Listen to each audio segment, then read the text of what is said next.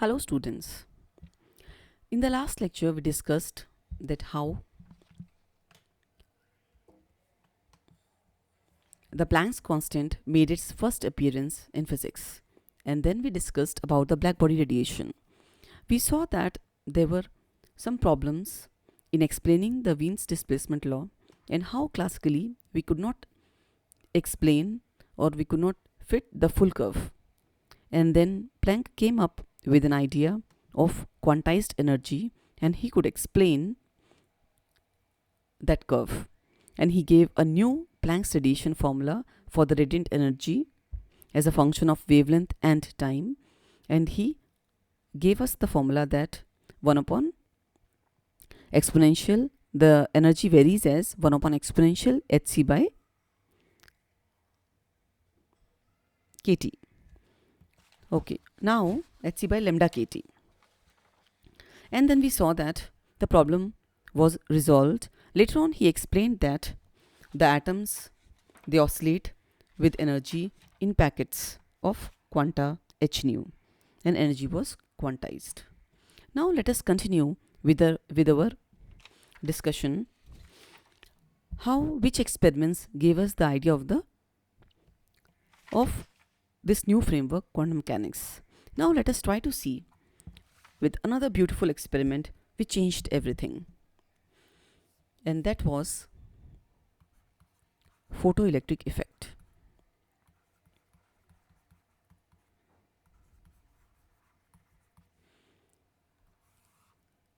So what people expect and what did they observe? Let us try to see that.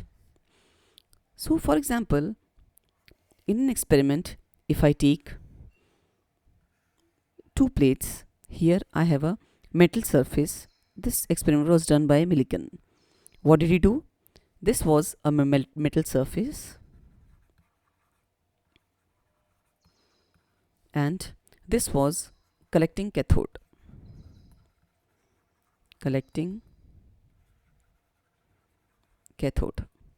And then this was at potential minus V. And then light was falling on this metal surface. When the light falls on the metal surface, electrons will be ejected.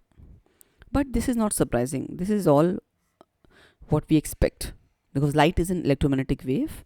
It will exert in force on the electrons in the metals, causing them to come out. So this is obvious. Now, what was surprising in this experiment? What did we observe? So when Millikan increased the intensity of light, what was the natural expectation? Increase the intensity of light. The natural observation was that with the increase in intensity of light, the number of electrons per unit time increases, which will cause more number of electrons emitted per unit time was increased. But what was surprising was that the kinetic energy of the electron was not increased. This was surprising. So what was a surprising fact?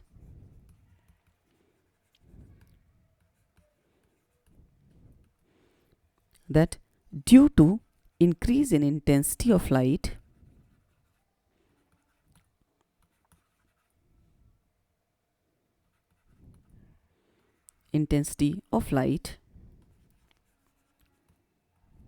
kinetic energy was not increased. Energy of the emitted electrons was not increased, which was expected classically to happen.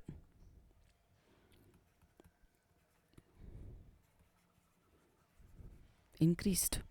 It was independent of the intensity of the incident light. We expect that higher the intensity of the light, the electrons would be accelerated to higher velocities, which in turn will increase the kinetic energy of the electrons. This was the natural expectation. But what did we observe? That the kinetic energy of the emitted electrons, it was independent of the intensity of light. Now this could not be explained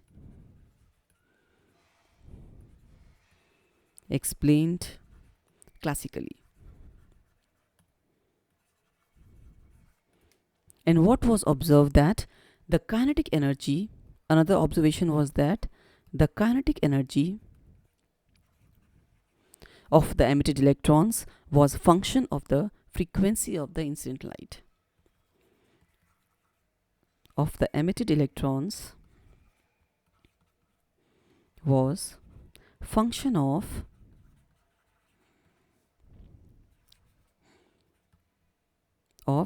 frequency of light.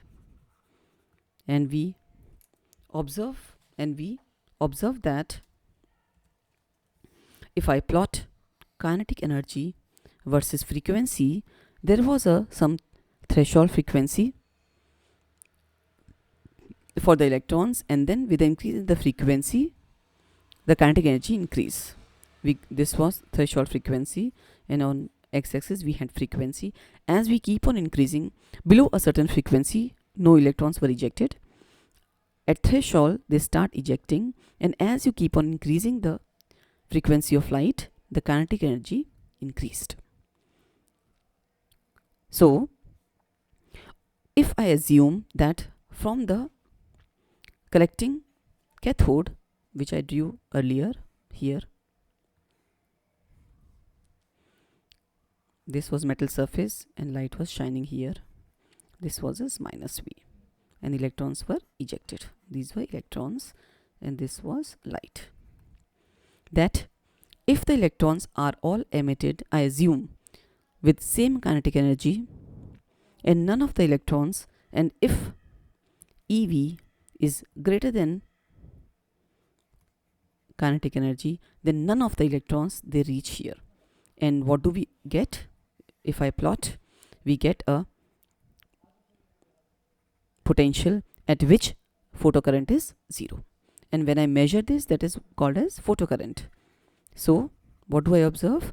That if all the electrons which are being emitted of the same kinetic energy, and this kinetic energy is less than EV, so there is one potential at which no electrons will reach the collecting cathode. It means that the photocurrent is 0. This is my called as stopping potential, and this is my potential if I draw potential versus photocurrent. Okay, and then if I increase the potential to in the opposite direction, the photocurrent will increase, and after some time it becomes constant. This is at certain intensity I1.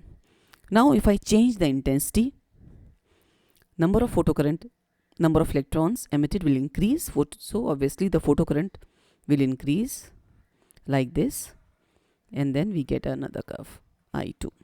So this I observe I2 greater than I1. Okay, so now this could not be explained that how this was happening classically. Then in 1905, Einstein explained this. Explained this phenomena, that how the kinetic energy of the emitted electrons, it depends upon the frequency, not the intensity of light. Photoelectric effect.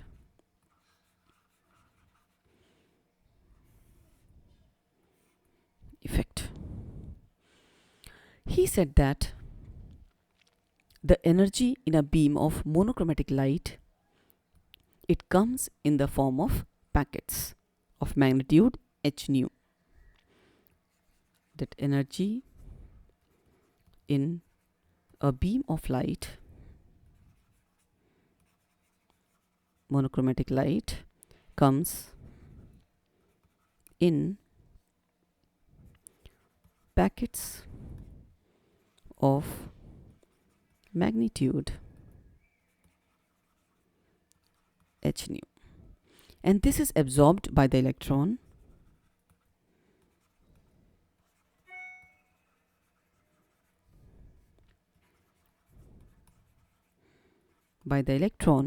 and if certain amount of work W has to be performed to remove the electron from the metal surface, then which is the work function, okay, which we termed as the work function, the minimum amount of energy required by the electron to come out of the metal, then the rest energy will be emitted, will be the kinetic energy of the electron.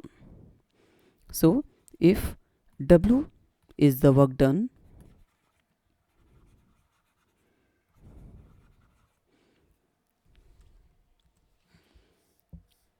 by an electron to come out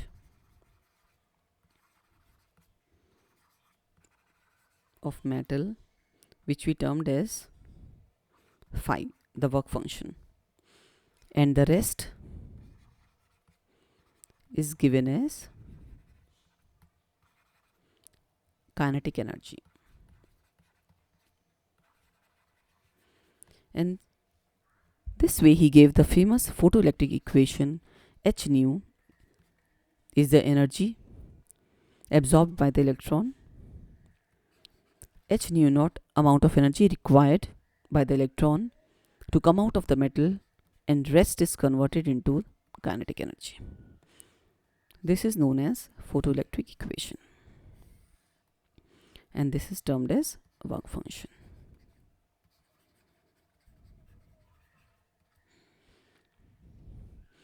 So number of electrons emitted is proportional to number of incident photons, and this he termed as photon. This is how photon was invented.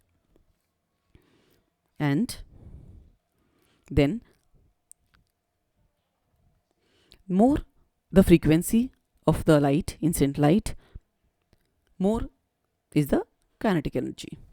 And one can plot that if I divide this equation by h, then one can get the kinetic energy as a function of frequency. This is nu naught, and this is a straight line. So here again in this beautiful experiment, we saw that light is made up of, comes in the packets of quanta known as, whose magnitude is h nu, and energy is quantized.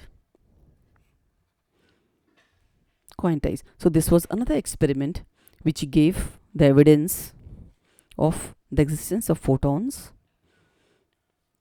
and it explained that the light is made up of packets of energy in the form of photons.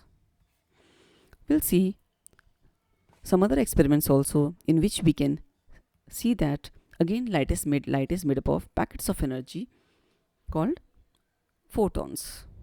We'll discuss in the next lecture. Thank you.